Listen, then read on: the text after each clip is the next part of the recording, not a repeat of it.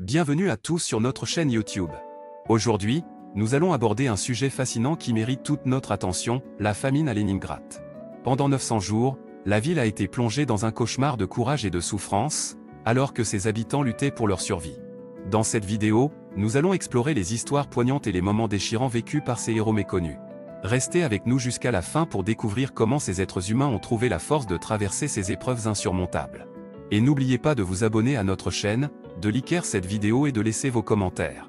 Votre soutien est essentiel pour nous permettre de continuer à vous offrir du contenu de qualité.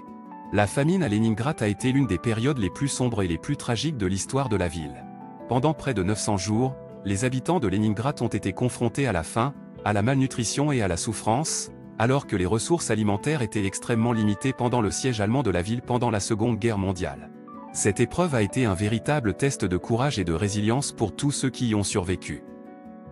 Leningrad, maintenant connue sous le nom de Saint-Pétersbourg, était autrefois la capitale de la Russie et une ville florissante. Cependant, lorsque la guerre a éclaté en 1941, elle est devenue une cible stratégique pour les forces allemandes. Les troupes allemandes ont rapidement encerclé la ville, coupant tout approvisionnement et toute communication avec le reste du pays.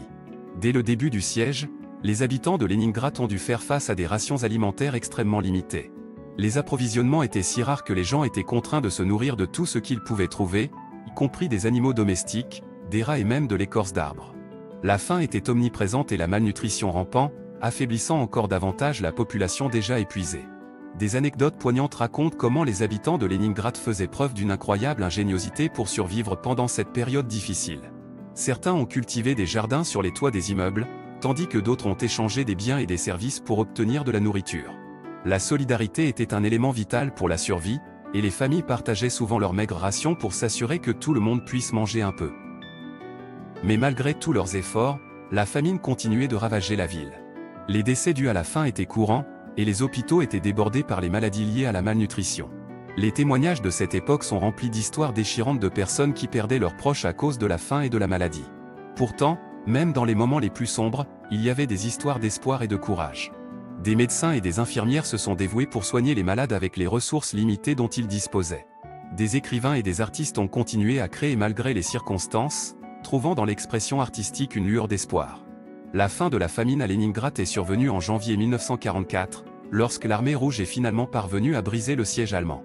Les habitants affamés ont été libérés de leur captivité et un soulagement immense a envahi la ville. Cependant, les cicatrices de cette période sombre allaient persister pendant des années, tant sur le plan physique que mental. La famine à Leningrad reste un chapitre tragique et douloureux de l'histoire de la ville.